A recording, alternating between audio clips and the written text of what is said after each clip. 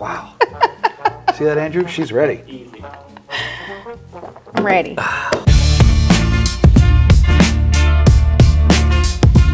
Welcome to another episode here on the ZeroBalance Podcast. So excited to be with Angela. And as I'm learning, you work in the specialty space. I do. Episode 3 was a special episode with Will and Harry. We're going to make this one special too because you kind of work with the specialty space as well. But how you doing? I do. I'm great. How Good. are you? I'm doing wonderful. Good. All right, so official name and title, and share with everybody what you do to help DCS and more importantly, all the great customers of DCS. Absolutely. So my name is Angela Moorman-Rakestraw. I am the OMS Business Unit Manager here at DCS. Okay. I have been in oral surgery for about 25 years, Wow. give or take. Wow. And just kind of started at the front desk of a practice and entry level, no experience, worked my way through the positions in the practice until I found my passion, and believe it or not, it was insurance. So just tried to expand on that, educated myself through it, kind of decided I had some great mentors at my local practice. Can't say enough great things about those surgeons and the staff there that helped me better myself. And it's just become a career and passion that I love. I love that. So I think what everybody is learning through all of these episodes in this podcast is how so much of the DCS team came from a dental practice. Absolutely. And I say this all the time. Like, so often it's really nice when you have that understanding of the problems and challenges that are faced in the dental practice, and then you raise that up, you guys all band together, you create technologies and systems and services that can help solve that. So let's talk a little bit about what it's been like to be here. So you were in the practices and now you're here on the other side kind of helping these practices solve problems. What have you loved most about that? So I think it's different. When you start out in the practice, you understand the flow of what that practice looks like day to day, but you're more focused on your position. It's kind of, you're in your lane of genius.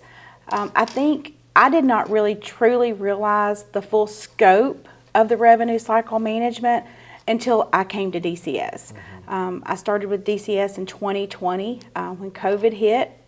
I was like, I can't sit at home and do nothing. I have to find something to do. And my ultimate goal was to be able to be a remote worker from home.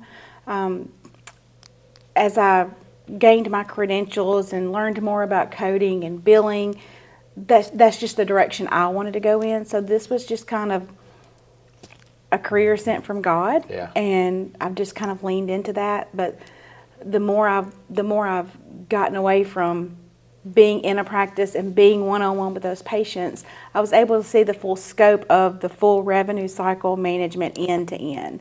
And it just kind of made me stop and think, there's so many practices out there that don't understand that. And they don't understand what the financial health of their practice looks like because they don't understand that end-to-end RCM. Yeah. So I just kind of, decided to build out on that a little bit more. It's awesome. Yeah. So you are like in a niche of a niche, right? Pretty much. So you think about what you all do at DCS, which has helped Yes. to, I love your term, lane of genius, right? Which is, I'm going to steal that, by the way. Absolutely. But helping the practices with dental billing, but then in your world, now we're going to go even one step further. We're going to talk about, the oral surgery practices. So what is it, Angela, that makes their practices different and unique enough to warrant somebody like yourself helping them with their billing and what they deal with? So I learned really early on, being at practice, that those surgeons lean on their coders and their insurance billers and their insurance coordinators to help bring that money in for them. They hire those people because that is their lane of genius, or should be. We see so many practices now that don't hire someone that's experienced in that realm. So there is lack of knowledge, on proper billing sequences, proper billing guidelines, what you need to send with a claim to get the money in and get it in a timely manner. So just the more I speak to surgeons, the more I speak to office managers, from an oral surgery perspective, there's more complexity to it because you don't have the dental side to think about. You have the medical side as well. There's a lot of intricacies on the medical side, so you have to be well versed in what that entails.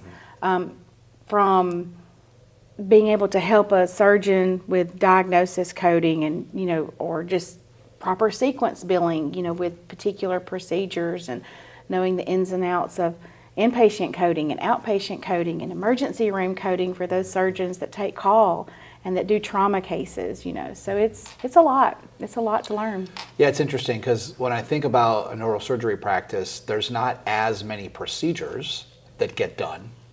But when you add in the medical component, and I would also imagine when you add in the cost of the procedures that they do, it's a lot more costly Sure. than just the Sure. average general dentistry where you're placing a crown or doing just regular hygiene maintenance. These are more invasive procedures. Right. Now, granted, you do have your more routine procedures for extractions or removal of third molars. That's kind of what we call the meat and potatoes of the practice. Those are just your average everyday. Implants becoming more so that as well. More of these surgeons are learning more about implant placement and grafting and those types of things in order to provide full restorations for patients. Then when you get into more of the stuff that I love, you're looking at orthognathic surgeries and coordinating with orthodontists. Yeah, let's see if I can get these big words. I love it. Yeah. Yeah, and you've got, fracture repairs and TMJ procedures, arthroscopies and arthrocentesis and just, incision and drainages, for infections. I mean, there's a lot that goes into it. Yeah. So can you talk a little bit about your early days at DCS and being able to start to work with these practices and knowing what you knew to kind of unlock those challenges that they had where they're doing that work, they're doing those big cases, and like all dental practices, they want to be paid. And I would also think that for the patients, they want to know that it's taken care of. Absolutely. Both parties win when you help They a do. practice. What was it like in those early days, some of those first practices where you were able to unlock and they were able to see really kind of the power of what you guys are doing? So I've actually had the honor and privilege of being a part of DCS as we've built out this OMS department. Josh and I had some long conversations in the very beginning of what his vision was as we tried to build this out. It's been a lot of fun. It's been a lot of hard work, but a lot of fun. I actually came in to DCS as a remote biller. Okay. So I started in the weeds of it, and I can say that my first 3 offices are still with us today. I still have a hand in those offices. Those kind of become your babies because you've seen the struggles that they had when they onboarded with us, and I've been a part of that process to get them in a better position from day one. And that's where a lot of the appreciation for this process comes in. It is a tried and true process. We know it works. So it's building those relationships with those clients as they come in. You become friends, to some degree. You lean on each other for questions and answers and, the proper way to do things. As I kind of advanced through that billing process for about 3 years, a position came open as the business unit manager, and it was going to be a big step for me, but I felt like I was up for that challenge, and I've loved every minute of it. Yeah. And overall, because it just feels like as DCS has continued to add these different arms of the business to be able to serve some of these niche areas, what's that been like? Like, what has been the overall feedback from the oral surgery community and the practices that you guys are serving on again, like being able to kind of unlock this when they're busy doing things? Absolutely. From the feedback that we've gathered from our current clients and partners, we feel like that we've opened a door for them. We've taken a lot of stress off of them. They have more time to work one-on-one with their patients. We come in and we take over that financial aspect of it and work with them. We're an extension of their team. We help guide them through the coding process. We help guide them through the billing process. We take those claims and make sure they're going out clean, make sure they're coming in clean for payment, just following through with an appeals process. They put a lot of faith in us to bring this money in. That's their livelihood, so we want to make sure that not only are those surgeons getting paid what they deserve for all the work that they've put into it. But the patients are also getting the benefit that their insurance is basically promising them. Yeah, I was talking to Will and Harry in the last episode, and there's nothing worse. The practice is one part of it, making sure that they can, get the AR and all of that. It is not fun when you're a patient and you were in the practice 8 months prior and things aren't taken care of, and especially, as I would think, some of the cases in oral surgery are fairly large dollar amount. And so it's never good to get that later downstream. Yeah, it's not. And I think that a lot of things come into play when you have a medical plan involved and a dental plan involved. You have to look at benefits from both, network status for both. You have to coordinate those benefits. You have to make sure the insurance company is coordinating those benefits. So there's quite a bit of tedious work that goes into ensuring that those claims are paid correctly. So since we have you, I have to.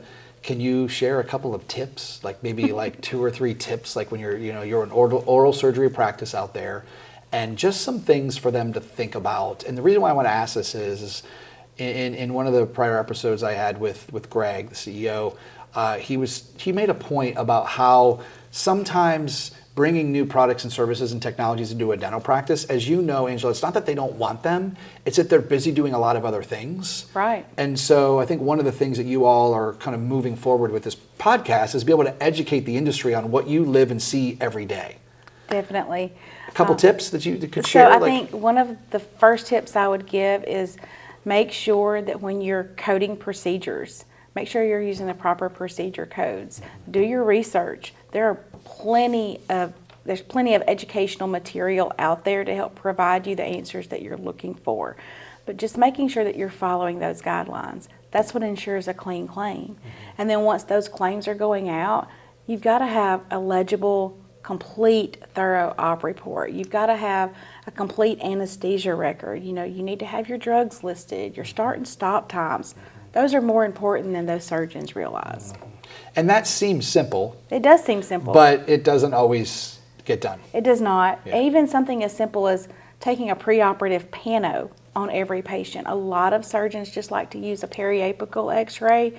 Those are not sufficient anymore. Those insurance companies are wanting to see an entire arch or an entire quadrant before they start paying out benefits because there's so many exclusions in plans now.